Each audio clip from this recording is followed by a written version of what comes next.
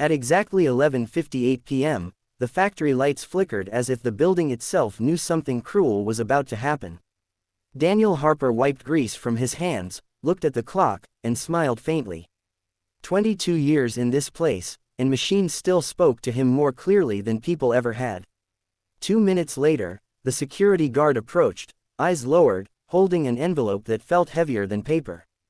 Daniel didn't need to open it. Midnight layoffs were never good news. The factory he had helped build piece by piece was letting him go, quietly, as if his years could be erased with a signature. Daniel walked out into the cold Ontario night carrying only his toolbox. Snow was falling softly, the kind that makes everything look peaceful even when your world is breaking apart. At home, his wife Maria was asleep on the couch, waiting for him like she always did. When he told her, she didn't cry. She just held his hand and said, "They may have taken your job, but they can't take what's in your head." Daniel nodded, though inside, doubt was screaming louder than the machines ever had. The next morning, Daniel returned to the factory, not to beg, not to argue, but to collect one last notebook he had left behind. Inside were years of sketches, ideas the management never had time to listen to. On the final page was a design he had started years ago but never finished, a simple modification to the factory's main assembly machine. It reduced waste, cut energy use, and made the line faster without replacing a single worker. Daniel had kept it hidden, waiting for the right moment. Maybe, he thought, the moment had passed. Or maybe this was it.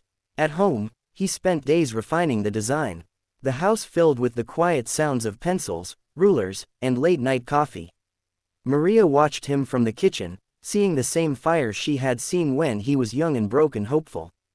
When he finally finished, Daniel sent the design to the factory's general email, not expecting anything.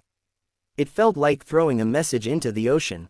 3 weeks passed. Then, on a Tuesday morning, the phone rang. It was the factory manager, his voice tight and careful. The engineers had tested Daniel's design. It worked better than anything they had imagined. Within 2 months, the factory's output had increased by 18%. Energy costs dropped. Waste was cut almost in half. The company was making millions, money they hadn't thought possible in a year like this. Daniel was invited back, not as a mechanic, but as a consultant. The same doors that had closed at midnight now opened in daylight. The same people who couldn't meet his eyes before now stood to shake his hand. Daniel accepted the offer, but he asked for one thing: no more midnight layoffs, no more silent endings for people who had given their lives to the machines. The board agreed, because this time, they listened. On his first day back, Daniel stood on the factory floor, watching the machines move in a smoother rhythm, like they were breathing easier. A young mechanic approached him and said, "Sir, they say this place runs better because of you." Daniel smiled, feeling something warm rise in his chest. Not pride, peace. Sometimes, the world pushes you out before it's ready to see your value. Sometimes, the rejection is the space you need to finish what you started. And sometimes, the thing you build after you're fired is the very thing that proves you were never replaceable at all.